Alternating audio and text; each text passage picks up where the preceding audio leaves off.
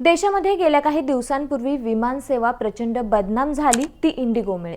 त्याच वेळी पुतिन यांचा भारत दौरा पार पडला। या पार्श्वभूमीवर इंडिगोची मोडकळी झालेली व्यवस्था भारतासाठी लाजिरवाणी ठरली। हे देशाच्या विमान वाहतूक क्षेत्रातील इंडिगोच्या एकाधिकारशाहीमुळे परिस्थिती उद्भवली असं बोललं जातं। त्यानंतर आता विमान वाहतूक क्षेत्रात स्पर्धा वाढवण्यासाठी केंद्र सरकारने एक क्रांतिकारी निर्णय घेतलाय।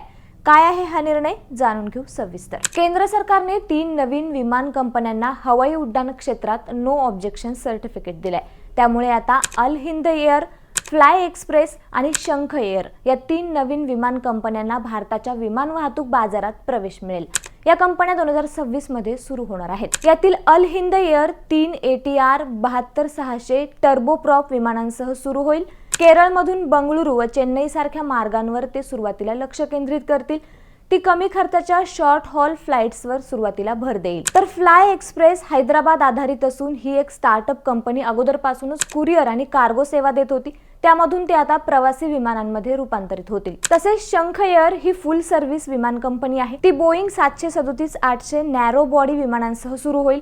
उत्तर प्रदेशातील लखनौ, वाराणसी, गोरखपूर ते दिल्ली आणि मुंबई सारख्या महानगरांपर्यंत मार्ग सुरुवातीला ते जोडतील।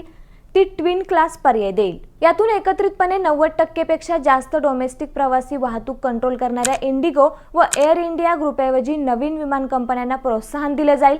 स्पर्धा वाढेल, त्यामुळे तिकीट दर 20% पर्यंत कमी होऊ शकतात। साधारण 30 मिलियन नवीन प्रवासी बाजारात येतील आणि इंडिगो व एअरलाइन या 2 कंपन्यांचा एकत्रित हिस्सा जो 90% आहे तो 90% वरून 70% पर्यंत खाली येईल।